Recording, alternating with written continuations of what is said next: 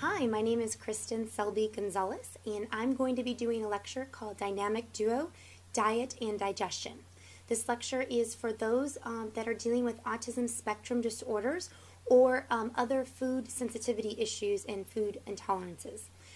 Today we're going to really be going over a lot of different diets that include things like taking away gluten and casein, things that are taking away other carbohydrates, and also discussing how to add fermented foods in.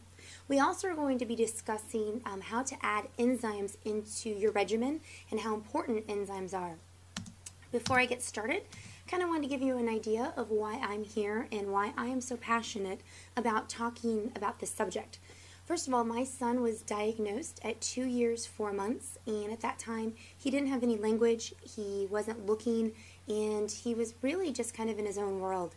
He had a lot of different digestion issues. He would have a bowel movement, if we were lucky, maybe once every 3 days. And it was very difficult to get any therapy into our son because we could really tell, and it was clear to us, that he wasn't feeling well. And how we would know that, he would have things like a bloated little tummy. He would be in pain because we could tell because he would hold onto his stomach. He would take his tummy and put it over a ball and basically lay on top of the ball to get the pressure on his stomach. It was very, very unpleasant to watch, and we really felt kind of helpless for quite some time. What we decided to do was really research what other parents were doing, and when we found out that diet was such a key role to helping children on the spectrum, and we saw many parents talk about it, and we heard and saw many different success stories, we thought, well, why not? We might as well try it, and we were so happy when we did, because very soon we saw my son starting to start feeling better, and we also started to see that fog kind of lift from his eyes. When we added enzymes into his regimen, it was very clear that that was something he desperately needed. And after that, it kind of felt like he was this flower that kind of started to bloom, and everything started to fall into place for him. So we started not just doing diets and enzymes, but we really started researching different biomedical treatments, other sensory integration treatments, and also different play therapies. Throughout these modules, this is module 1 that you're watching now, there's 5 different modules. We'll be talking about lots of different options that are out there for children on the spectrum. The one thing I want to point out is that it's not a one-size-fits-all. So what helps with one child doesn't necessarily mean it's going to help for all children. But it's very important for us to understand the options and know what's available. However, after saying that, I want to make sure you understand that I would say probably 7 or 8 children out of every 10, we definitely hear some improvement when they do add different diets and into the kind of regimen and really figure out what diet works best for that child. I'll fast forward. My son, like I said, was 2 years, 4 months when he was diagnosed. Today he's 10 years old, and he is looking, he's talking, he's definitely getting better and better every day, and I really believe the foundation for him and for many other children was that diet and that digestion piece, and again, making him feel better from the inside out. So that's why I'm here, that's why I'm so passionate, and I really just want to share that information with you guys. So we're going to go over a couple of different diets.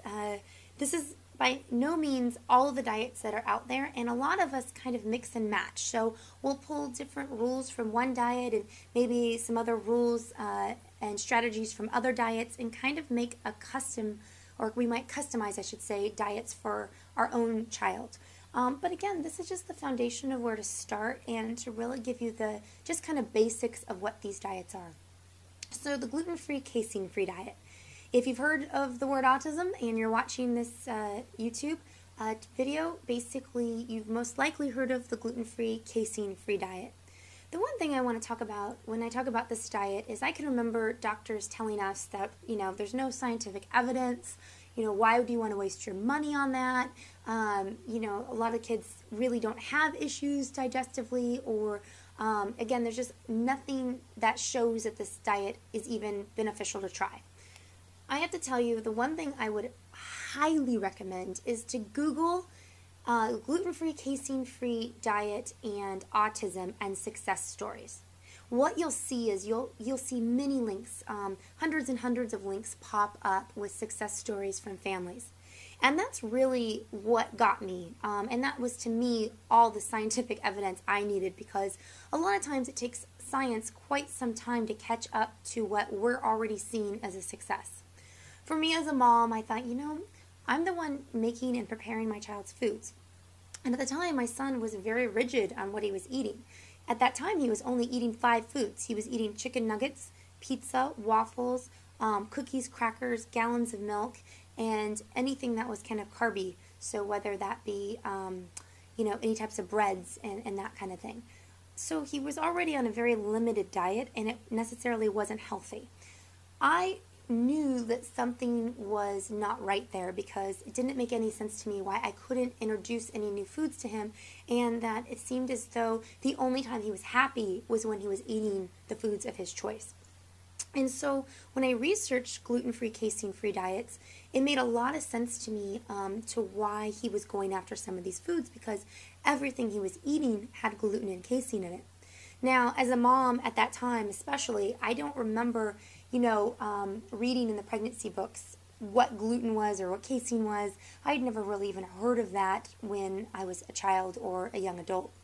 So for many of you who might be watching, you might not know what gluten or casein is.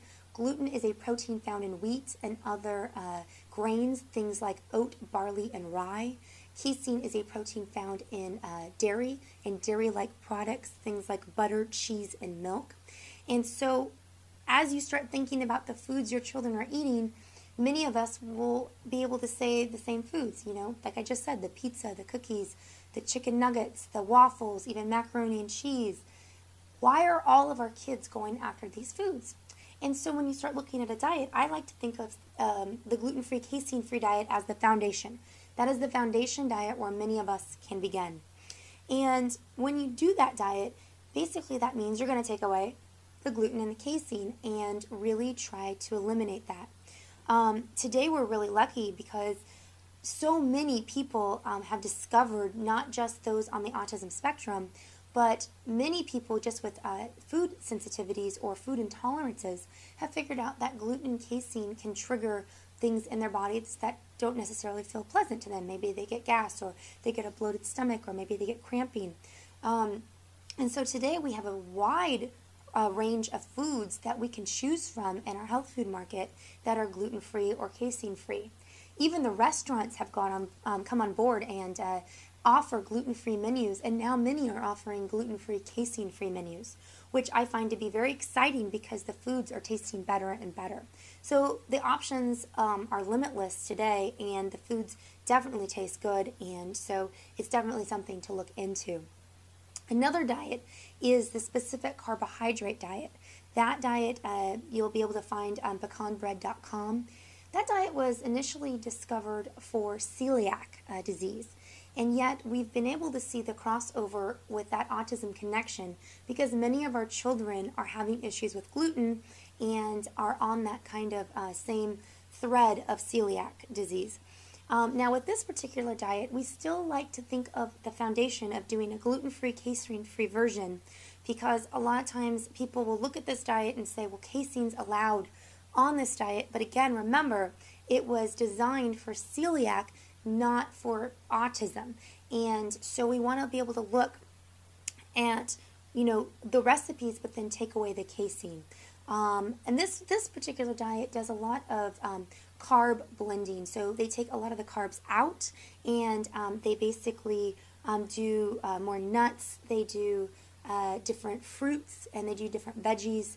And again, we like to look at that as still taking the gluten and the casein out and looking at that as your foundation. Definitely, if you're going to do this diet, Pecan Bread has different food counselors, and I would definitely look at their counselors and try to really ask them a lot of questions, and also ask a lot of moms who have done this diet. They have basically a pre-stage, and then they have a stage 1, 2, 3, 4, and 5. And so as you're doing this diet, really try to follow those guidelines, because it's really about healing and sealing that gut. I wouldn't recommend going from a gluten-free, casein-free diet and then going to a stage 5 in a specific carbohydrate diet. You really want to follow those steps to make sure that you are doing what is suggested so you can make sure that you find the best results.